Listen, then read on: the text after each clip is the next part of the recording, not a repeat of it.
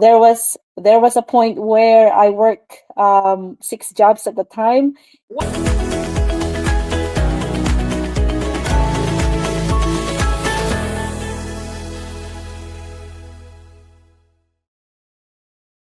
Hey guys, you're in a nutshell with me, Ina. Naku, napaka-inspiring ng kwento ng ating kakwentuhan in this episode. Imagine, she started out as a domestic helper in Taiwan. Tapos, pumasok po siya ng Canada as a caregiver.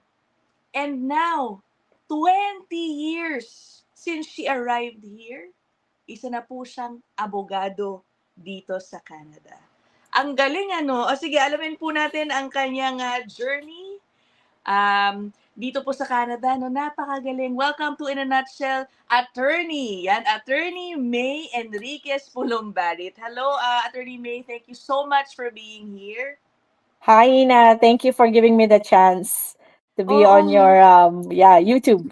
Oo, amazing. By the way, congratulations, no, guys. She arrived in Canada 2005 and now it's, hindi, 20.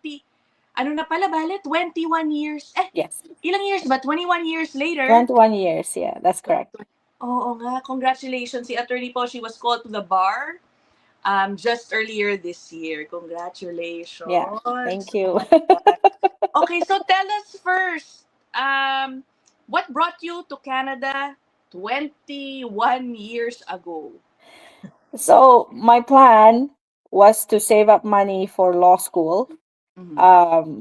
After graduating Bachelor of Political Science from University of the Cordilleras in 1999, I went to Taiwan in 2001 to save up money. But unfortunately, my mom got sick, and my dad lost his job, so I became the breadwinner of the family. Yung pagsisave ko sana ng pera went to supporting my family first. And then, after my contract in Taiwan for 3 years, may nakapagsabi sa akin na family friend, why don't you try to go to Canada? Kasi sa Canada, meron silang program na live-in caregiver. Meron silang permanent residency na program. So, kung pupunta ka doon, magiging permanent resident ka, tapos mas malaki yung sahod. Mas mapapadali yung pag-iipon mo para sa law school mo. So, I did. I remember applying online before, and I was lucky to be picked by the employer. So I came here in 2005 and did the live-in caregiver program, which ran for 3 years. After 3 years, pwede ka na mag-apply ng what you call an open work permit that will allow you to get a job from somebody else other than your nanny employer. So, nung nakakuha na ako ng open work permit, I worked so many jobs. There was a point where I worked 6 jobs at the time. Wow. And I literally have to put my cell phone alarm on because I didn't know where I was going next.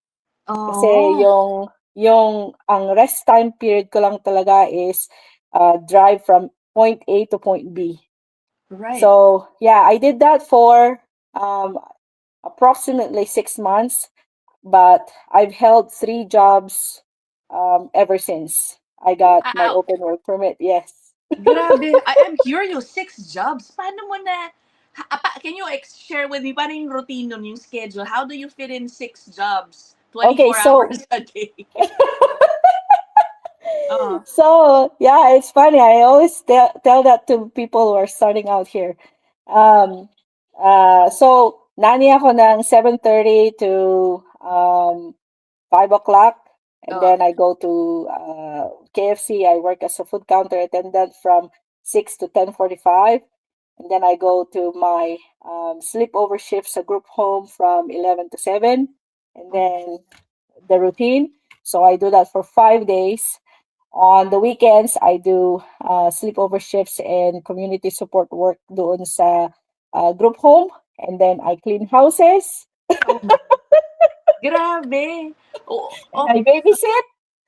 Yeah. So, Why, yeah. okay, why did you feel that you needed to do that much work?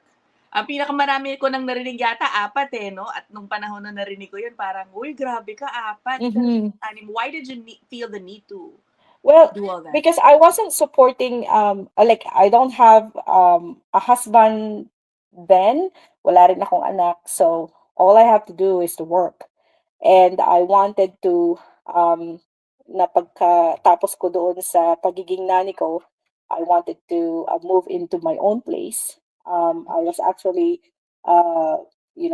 was able to save up for a down payment for my condo at that time, and then for the 6 months na anim yung trabaho ko, I was able to save up enough money to pay off my vehicle. So, Right. wala na akong utang noon. And then, nakasave ako ng about $30,000 to put down on a home. So, dito sa Grand Prairie, it's a little town in Alberta, Mhm. pinakamalamig sa buong Alberta, I think, sometimes.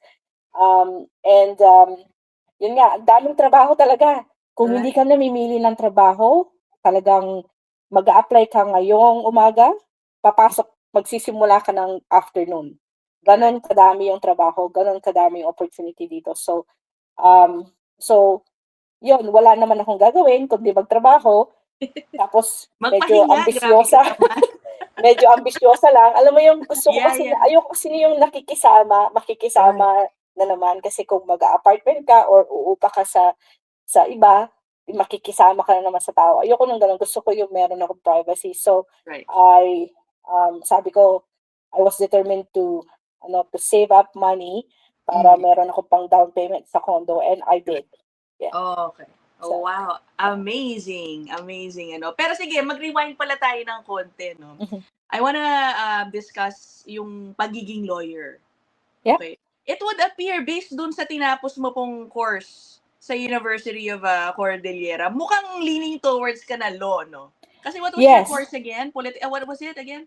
Bachelor of Political Science. Yeah, political science. Yeah. I'm curious, how did you end up being a domestic helper in Taiwan? Did you explore a job within the course that you finished, perhaps in the Philippines? Ano nangyari? How did you end up in Taiwan pala? No, so after Bachelor of Political Science, nagtrabaho ako as a legal assistant doon sa DNR sa Baguio City. And then, ang sahod ko noon is 7,770. Okay. Tapos Tanda mo pa. contractual. Okay. Yeah, contractual ka lang doon. Tapos yung bayad mo ng ang contractual kasi na government employee is babayaran ng after yung contract. So naiutang mo na lahat yung sahod mo ng 6 na buwan, tsaka mo pa lang makukuha yung sahod mo after 6 months.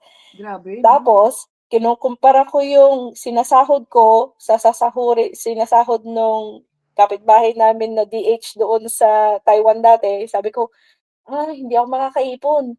Kung makakaipon man ako, it would just be enough to maybe support me for 1 year, and then titigil na naman ako ng pag-law school para magtrabaho at mag-ipon ulit, and then I'll go back to school again. So, I was thinking, hindi to viable kung mag-i-stay ako dito sa Pilipinas na mag-work. So, hindi ako makaka-law school. And then, my original plan is to apply as a factory worker sa Taiwan. However, medyo na-peke ako doon sa agency, tapos hindi ako na-deploy as a factory worker. So, ang bagsak ko, domestic helper. Right. Yeah. Wow. Yeah. Did you So, ever think, no, nasa journey mo, sa dream mo to become a lawyer, that your first step there would be, having to be a domestic helper at first? I never imagined myself to be a domestic helper kasi yung domestic helper sa Taiwan and yung nanny dito sa Canada is very different. So, ang pagiging nanny dito sa Canada, they respect you. It is a profession. Yeah. Doon sa Taiwan, if domestic helper ka, Taiwan, Hong Kong, Singapore, kung domestic helper ka, alila ka. So, you are not treated the same as your employer. You are parang nasisegregate ka. So, separate yung kinakainan mo, I was not allowed to eat with my employers before when I was in Taiwan. Pero pagdating ko dito, I found out na ang pagiging nanny is actually a profession. And then they Oh. treat you with respect. And kung ano yung kinakain nila, yun din yung kinakain mo. And I was really glad that the treatment na na-receive ko sa mga employer ko is not as the treatment na na-receive ko sa Taiwan, which is very Right. different. Yeah. Okay. Now, it took you, as I mentioned, guys, no, 21 years in the making. Tell us about when you were able to, attend law school here in Canada. Paano nangyari? Inipon mo rin ba yun? Yeah, how did you do it? Oh. Okay, so I worked a lot of jobs before I got to work at the so merong nakita yung asawa ko actually that time na opening doon sa courthouse. So Court of King's Bench, that is the highest court in Alberta. Next to it is Court of Appeals and then the Supreme Court. So kumbaga sa atin that would be the regional trial court.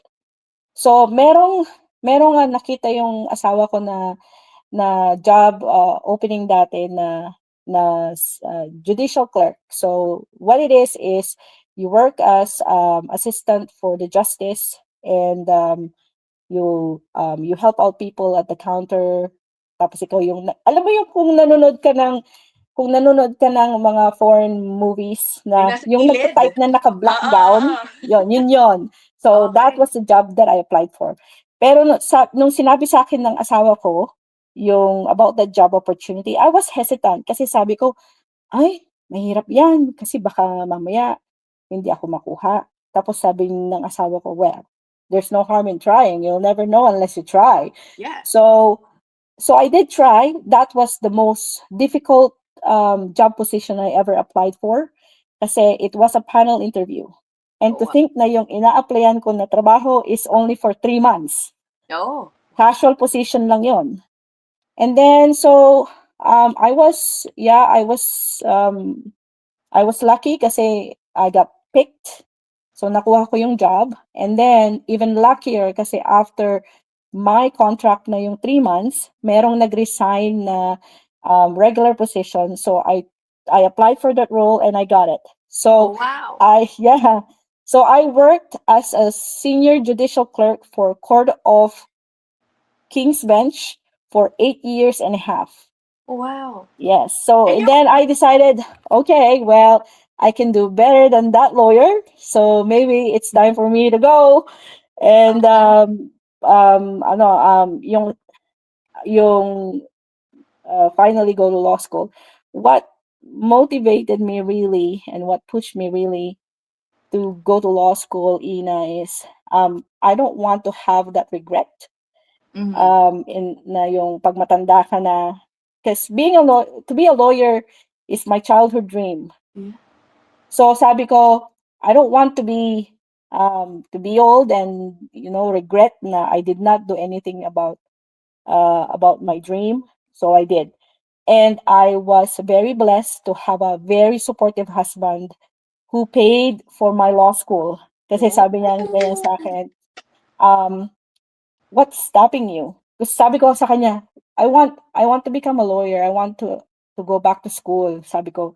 And then he said, well, what's stopping you? Sabi niya, well, I don't know, fear. Because I thought I was just going to be, a retired government employee, take on Okay yung na my eh. Parang okay na CPP. rin eh, di ba? Yeah, okay na kasi Oo. okay na. I was on the high grade kasi sumasahod na ako ng good money. Meron na akong government pension na makukuha aside from CPP if I retire. So it is really a comfortable life na pag makapag-retire na ako and get all of those pension.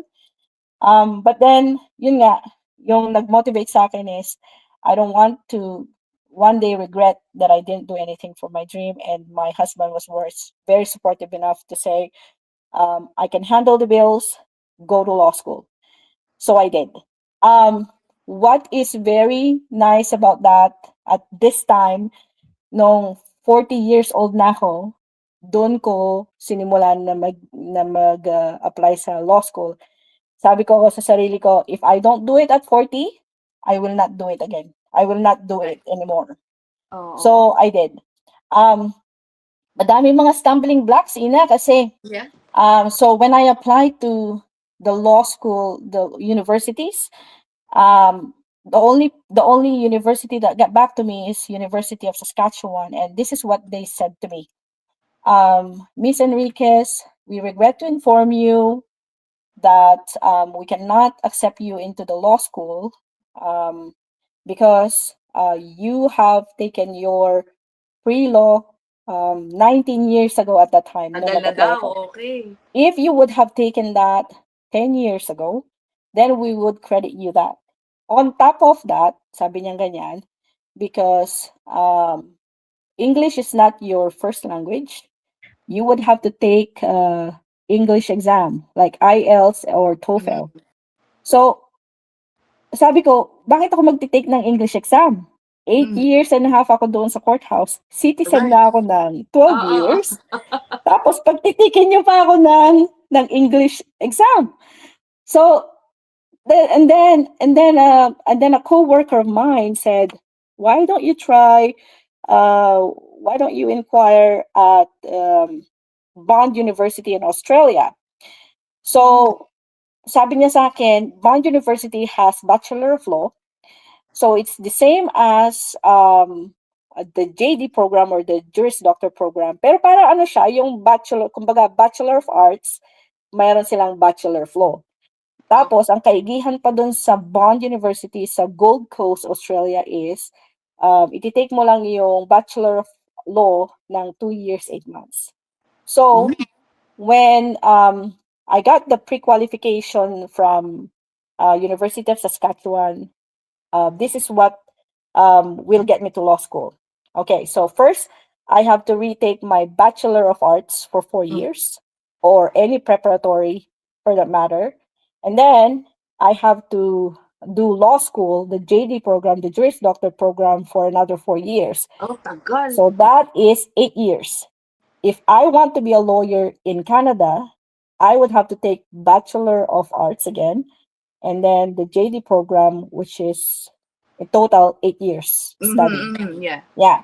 Okay. Whereas I found out and I got accepted by Bond University in Australia. Sabi nila, yeah, you're accepted to the Bachelor of Law program. You will only take your law school for 2 years, 8 months. So I flew there. You studied there talaga? Oo, Yes. no? So, wow. And then, what is even better is, nung na-accept ako sa program, Ina, that was the height of COVID. So, I started in May 2020. Ang COVID is March 2020, right? Oo. So, I was on leave already. Naka-academic leave ako. I was the first one who actually tried and applied as a government employee to do education leave. What it is you're allowed to leave work for maximum 6 months, get paid your regular wage while you are in school. For 6 months. What happens after 6 months? So then you're pushed to resign. Kasi tapos ka na. Na-exhaust mo na lahat yung education leave mo, yung maximum education leave mo. So the next step would be to resign. But what the good thing about it is, I was paid from May to December while studying and concentrating sa law school. And I did the first 2 semesters of law school virtually kasi nga sarado yung border ng Australia at that time. So, it worked good for me kasi ang time difference is, so I study at night and then I still work in the daytime.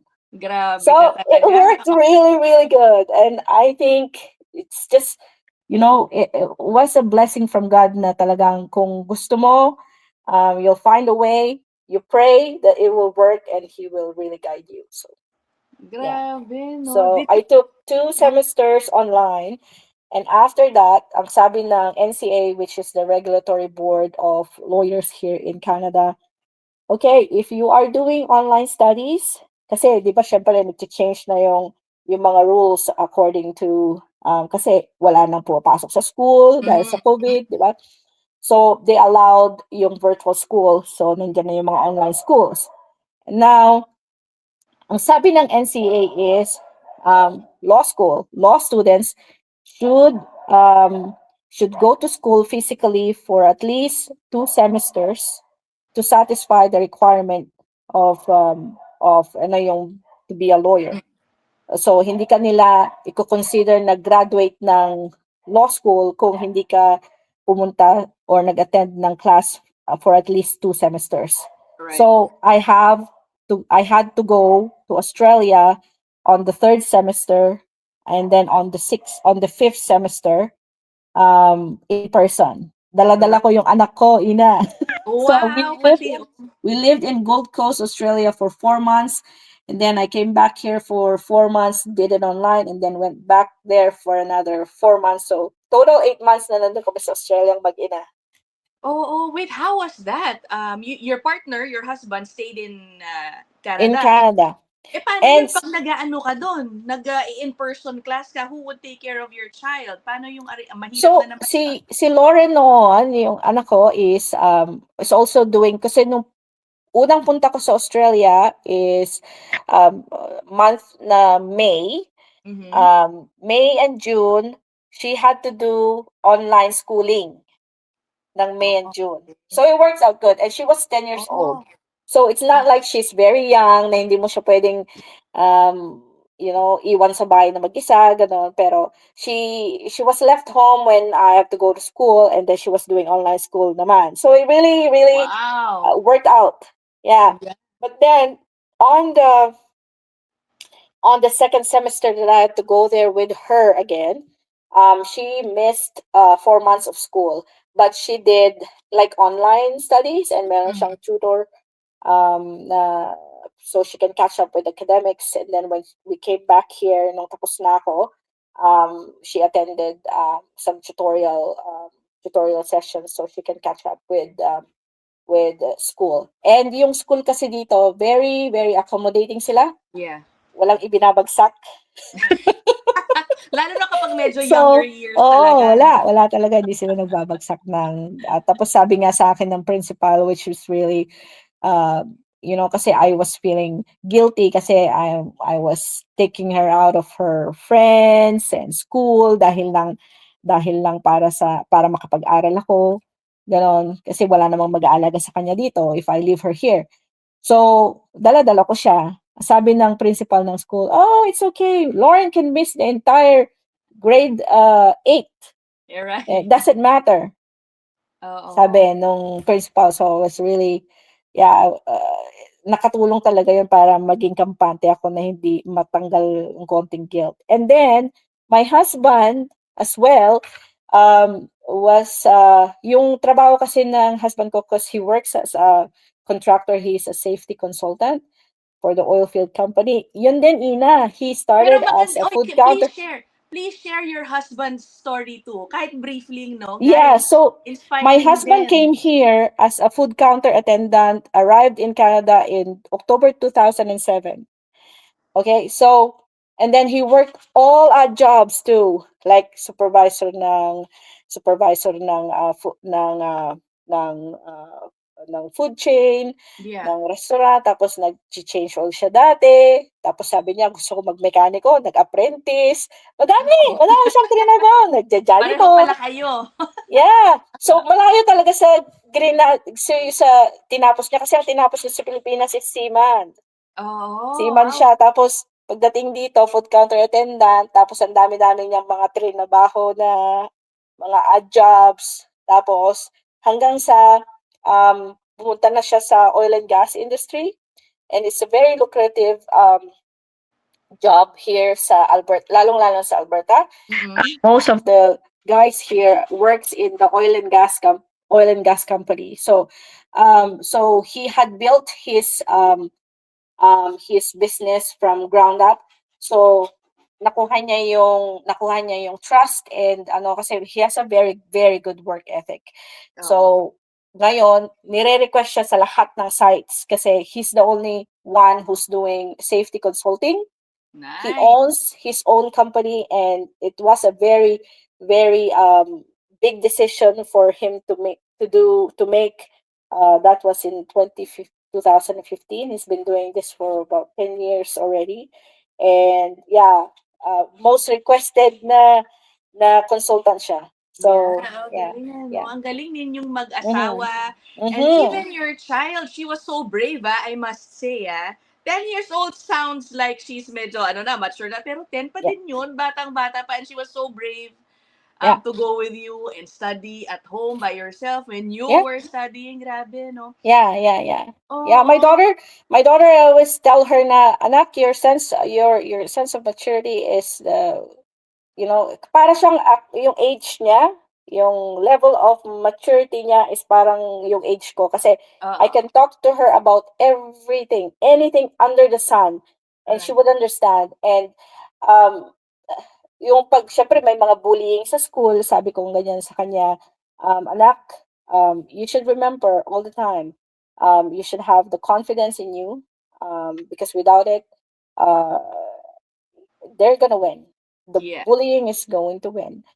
And sabi ko kasi sabi hindi niya ma-explain, hindi niya parang well, hindi niya ma-rationalize kung why are you not kind to people? Why are you mean to people? Yeah, yeah, yeah. Kasi walang rason eh. Walang rason to Mm. be mean, walang rason to be unkind. And she's just that kind of person na very sweet and very sensitive at saka very empathetic sa Yeah, yeah. tao. Ganun Oo. siya. And sabi ko sa kanya, well, we are you know that, and I've told you this over and over, we are in the culture of shaming.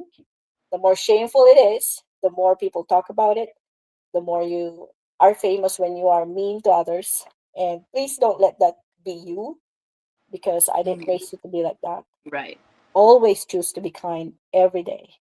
Yeah. Well, Yeah, obviously, a big part of why your child is that way is because of the way she was raised by yeah, her parents, diba? yeah, Grabe, yeah, well, alam mo, tinan mo, ang galing mo magkwento, Attorney May, you've actually shared your journey very yeah, in much yeah. detail, extensively. Siguro isa na lang tanong ko, kasi grabe, magkakahating oras na agad tayo, no? Ano na Hindi lang ko, siguro yung biggest life lessons na natutunan mo that maybe you want to impart with newcomers, especially, who are also starting from careers na malayong-malayo, no, sa kanilang mga gustong gawin at yung mga ginawa rin nila, yung mga iniwan nila sa Pilipinas. yeah. So, um, ako, ang masasabi ko siguro for everyone is, you can do it. Mm. Just keep your focus. Wag kayong iistorbo sa kung ano yung meron yung iba. I've always learned to be proud and be happy of other people around me who are achieving things, Mm. yung nagsasucceed. I'm very proud of Yeah. my co-Filipinos na pag nalaman ko na successful sila, I'm really, really proud, like genuinely proud. I'm very, very happy for others. So keep that spirit within you. And sabi ko nga, sa buhay na to, ah, pantay-pantay tayo lahat eh. Oo. Pantay-pantay tayo lahat. Um, wag kang manlamang. Wag kang manlamang ng tao. Wag kang mang-api. Kasi yung balik nun sa'yo is twice as much. Mhm. And ang iniipon mo dito sa mundo is yung placement mo sa langit. Mhm. Hindi yung kasi pagkatapos ng buhay mo na 'to, anong puwede mong i-offer, you Mhm. know? Yeah. Yeah, so I believe kasi Katoliko ako, I believe that there's a second life and that you're going to be rewarded with whatever you put into this world. Yeah. So I always say, choose kindness. Choose Yeah. kindness every day if you can. Oo, tsaka Yeah. it's never too late, ano? I mean, look at you. Mhm. Yung dream mo maging abogado sa Taiwan, naudlot na, 'di ba? Yung mag-iipon ka dapat ng pang law school, naudlot Mhm. na yun because of family matters. Yeah. And then here in Canada, it still took you more than 20 years to actually Yeah. become Yeah. a Yeah. lawyer. Amazing. Yeah. O, diba? Yeah. No matter how Yeah. long, dumating ka din. Nakuha Yeah, mo rin. maraming challenges, but then, it's a life lesson, and it's how you get up after every fall that teaches you really and makes and defines who you're going to be and makes you braver and stronger. Yeah, I'm really, really happy that I had those experiences that I had in the past, and because it taught me. It made me Correct. who I am. Oo nga. Yeah. Okay. O, dito na natin tatapusin yung kwentuhan natin with Attorney May. Again, thank you so much for sharing your story. What do you guys think about this, ano? Put them down there in the comment section. I look forward to reading them. We'll end this episode here. Thanks so much, Attorney May. Bye, Thank everybody. you, Ina.